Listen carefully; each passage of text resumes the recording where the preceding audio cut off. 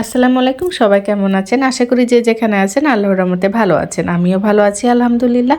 চলে এলাম আজকে নতুন আরেকটি ভিডিও নিয়ে। তো এটা হচ্ছে আমি একটা বেবি ড্রেস তৈরি করছি।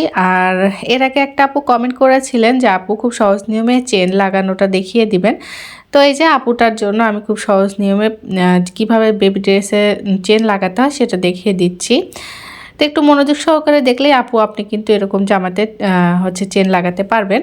তো এটা হচ্ছে আমি একটা লং যে চেনগুলো আছে সেই চেনটা নিয়েছি। আর সেই চেনটা নিয়ে দেখেন আমি কাপড়টা মানে বডি পার্টের যে অংশটা পিছন পার্টের সেটা কিন্তু মাঝখান দিয়ে কেটে নিয়েছি, নিয়ে সমান করে এরকম করে ভাঁজ করে দিয়ে চেনের উপর দিয়ে সেলাই করে দিচ্ছি।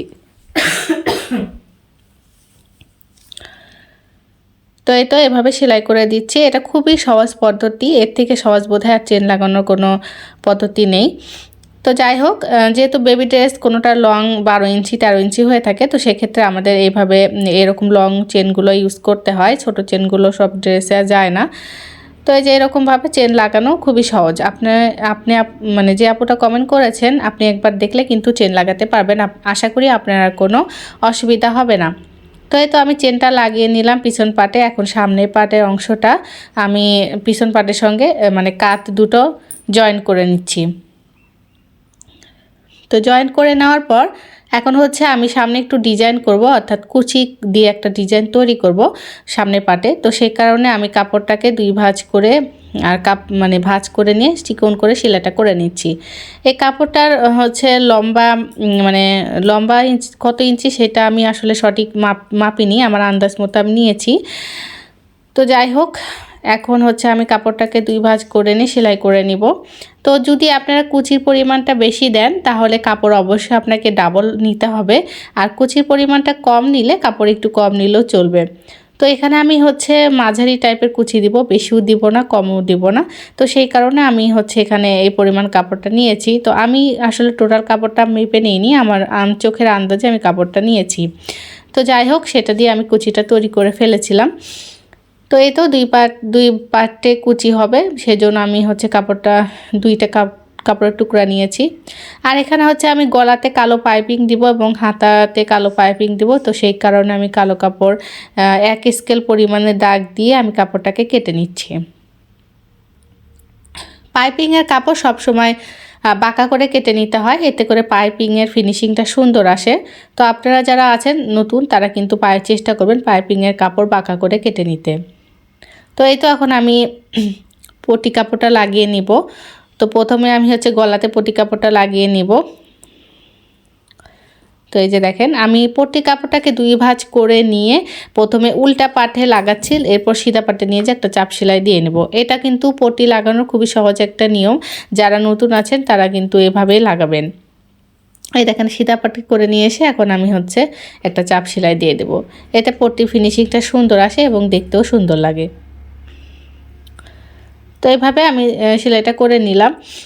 এরপরে দুই পাশে যে বগলের মানে হাতা যে অংশটা সেটাতেও আমি পট্টি কালোটাই দিব। যেহেতু আমি এই ড্রেসে হচ্ছে হাতের কাজ করব, তো সেই কারণে ব্ল্যাক মানে কালো সুতা দিয়ে হাতের কাজ করব। তো সেই কারণে পট্টিটাও কালো দিয়েছি যাতে দেখতে সুন্দর লাগে। তো এই যে দেখেন বগলের এখানে আমি এখন পাইপিং দিব। পাইপিংয়ের কাপড়টাকে প্রথমে দুই ভাঁজ, এখানে একটু শর্ট পড়েছে কাপড়, তো সেই কারণে পাইপিং কাপড়টা জয়েন করে নিলাম। নেওয়ার পরে এখানে হচ্ছে আমি পাইপিংটা অ্যাডজাস্ট করব। তো এই যে দেখেন, যদি টেস্টা করে আপনি কাপড় কেটে নেন তাহলে কিন্তু পাইপিংটা বড় হয়, মানে টানলে পারে লম্বা হয়। আর সোজাভাবে পাইপিংয়ের কাপড় কাটলে কিন্তু লম্বা হয় না, তখন কুচি কুচি একটা ভাব হয়ে থাকে, ফিনিশিংটা ভালো আসে না। তো এই যে এখন সিধা পাটে করে উল্টে নিয়ে এখন আমি একটা চাপ সেলাই দিয়ে নিচ্ছি। তো যারা এ পর্যন্ত আমার ভিডিওটি দেখছেন তারা প্লিজ আমার ভিডিওটা একটা লাইক করে দিবেন আর আমার চ্যানেলটি সাবস্ক্রাইব করে আমার পাশে থাকবেন। যারা অলরেডি কাজটি করে দিয়েছেন তাদেরকে অসংখ্য অসংখ্য ধন্যবাদ। আপনাদের যদি কোনো কমেন্ট বা কোনো প্রশ্ন থাকে আমাকে কমেন্ট বক্সে কমেন্ট করবেন, আমি রিপ্লাই দিব। তো এখানে পাইপিংয়ের কাপড় আমার আরেকটু শর্ট পড়েছে, তো সেই কারণে আমি আরেকটু পাইপিং কাপড় কেটে নিচ্ছি। আপনারা তো দেখলেনই আমি কিভাবে পাইপিং কাপড় মাপ দিয়ে কেটে নিলাম। 1 স্কেল পরিমাণ কাপড় কেটে নিলেই পাইপিংটা সুন্দর হয়। তো বাচ্চাদের ড্রেসে যদি একটু হাতের কাজ করে দেওয়া যায় তাহলে কিন্তু দেখতে অনেক সুন্দর লাগে। আর হচ্ছে 2-3 রকম কালার দিয়ে ড্রেস তৈরি করলেও কিন্তু গর্জিয়াস একটা লুক আসে, দেখতে ভালো লাগে। তো সে কথা ভেবেই কিন্তু আমি চেষ্টা করি বাচ্চাদের কাপড়ে একটু ডিজাইন করতে বা 2 রকম কালার দিয়ে ডিজাইন করার।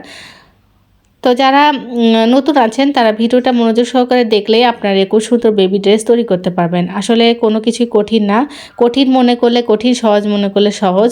আপনারা যদি মনোযোগ সহকারে ভিডিওগুলো দেখেন তাহলে আপনারা নিজেরা এরকম করে ড্রেস তৈরি করতে পারবেন। এখন আমি যে কুচি ডিজাইনটা দিব তার জন্য আমি মাঝখান থেকে একটা দাগ দিয়ে নিলাম। এরপর আমি কাপড়টাকে এভাবে বসিয়ে নিয়ে কুচি কুচি করে ডিজাইনটা তৈরি করে নেব। তো কুচিটা আমি খুবই হালকা দিচ্ছি, বললামই তো আপনাদেরকে যে কুচিটা আমি খুব ঘনও দিব না, পাতলাও দিব না, মিডিয়াম সাইজের দিব। এতে করে কিন্তু দেখতে সুন্দর লাগবে। আর বেশি ঘন হলেও দেখতে ভালো লাগবে না, বেশি পাতলা হলেও দেখতে ভালো লাগবে না।